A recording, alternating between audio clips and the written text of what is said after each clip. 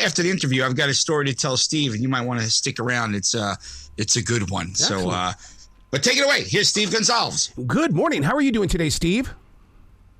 Great. How are you doing? Absolutely fantastic. Got to tell you, man, I totally believe in ghosts. I live with ghosts. I believe that even when we speak 24/7, those visitors from a different generation are sitting in this room with me. Do you feel the same way about your life as well? Sometimes I do. I don't necessarily feel like they're with me, like coming with me home or following me around in my daily life. But I do feel like there are times when I'm in places and there are quite a few other presences there with me. Yeah, absolutely. Do they gather together, or is it a one-man journey or a one-woman adventure? That's a great question. I think it can be a combination of both. I see evidence that there is you see that singular apparition, you hear that singular voice, but there are also times when you hear what sounds like conversations and multiple people and a ballroom type of scenario with a whole, you could picture a whole dinner party happening. And that could be that there's a whole scenario of people gathering where it has been trapped in time somehow. So yeah, I think so. You know, you bring up a very interesting point, Steve, in the way that there are times that I will just sit here and turn off everything that's digital in my house because I'm listening to what's going on. And I swear I hear music. I'll step outside to see if it's outside. Not there. Go back into my writing area. I hear music. I don't understand it. Yeah, it could be coming. It's quite funny that you say that, because we've done a lot of experiments with frequencies, and we have noticed we have these spectrum analyzers that will pinpoint where the frequency, what sound is traveling on what frequency. And we have noticed that there are some frequencies that what we call EVPs, and there is also another phenomena called disembodied voices and sounds, that these frequencies tend to carry those types of sounds more than others. And maybe your ear somehow is picking in on, tuning in on that frequency, where sometimes others it doesn't. Who knows? But the fact that it tends to be frequency based means you could likely tune into it when you don't even realize that you are. Yeah. The book we're talking about is A Life with Ghosts. You bring up something I've never heard of before, and that is disembodied voice. What is that? And how does one know if they're connected with it? A disembodied voice or sound is just what it sounds like. Honestly, a voice or a sound without any body or catalyst for it. So if you're thinking of disembodied voice, you're hearing a voice without the catalyst, meaning without the body. It's just a voice coming out of thin air. Same with a sound. You hear the sound of a horse and carriage. You hear the sound, but the mechanism of it isn't there. What's creating the sound? So that would be a disembodied voice. You've probably heard EVP, electronic voice phenomena.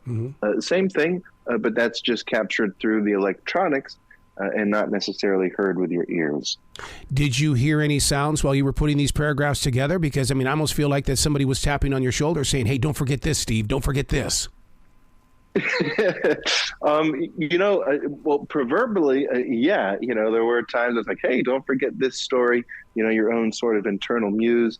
But there were no, ghostly beings around me giving me any writing advice. That would be actually pretty awesome. New term, ghostwriter, right? A new meaning to that word.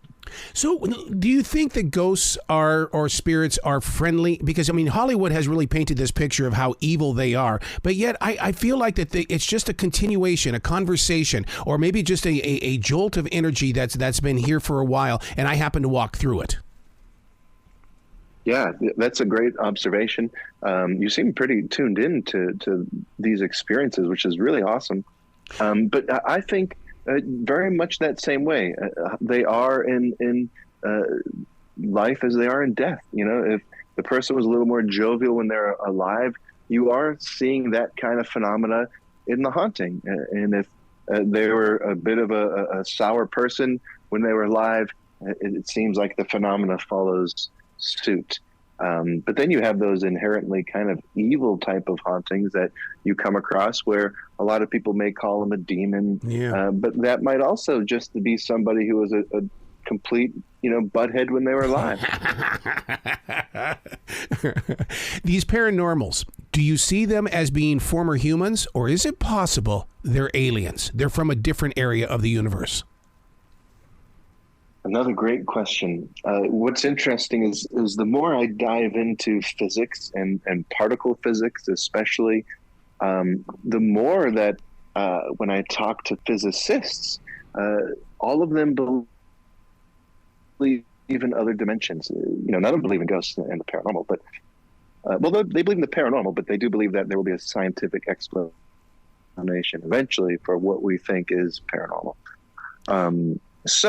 That being said, they do believe that if it is possible, a lot of what we are experiencing could be from other dimensions and not necessarily haunting as we think of it, that these beings, whether it be sound waves, light waves, are coming from other dimensions and not necessarily here from Earth. So could that be, that would definitely be alien to us. So an alien for sure. But I'm not sure about an outer space alien, although obviously possible. If you believe in ghosts, why couldn't you believe in that? Wow. Good point. Good point.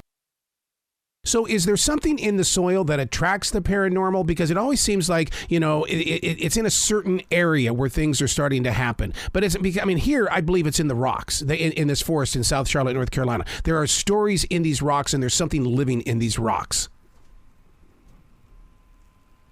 When it comes to, yes, there are theories and even theories that have a lot of scientific backing, and that would be that large mineral deposits, whether it be limestone, quartz, can hold and retain energy, and at times even play them back.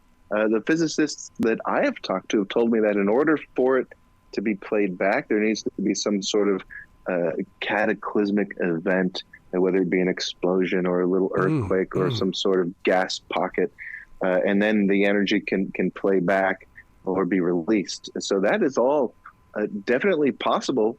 And as we talk to scientists more, we find that it even has some scientific backing. So anytime in the paranormal world, theory, we get really, really excited. Wow. So, Bill, what is your haunting story? Okay. It was when we first moved into our old house back in 2013. We were doing a lot of construction in it. I was, ripping down floors and walls and all kinds of stuff. And I was working late at night because I was, working my regular radio job during the day, and then I'd have to go and work on it at night. And Tammy was pregnant with Gavin. She was due to, actually, I think she already just had him, so he was just born. So I had to get the house done quickly, and a lot of banging and everything. And I would notice, just like little weird things would happen. The lights would flicker on and off, or I would hear like weird noises or banging back or whatever. And so I asked the neighbors next door, I'm sorry if I was making too much noise. I was, because they were all townhouses, they were all connected.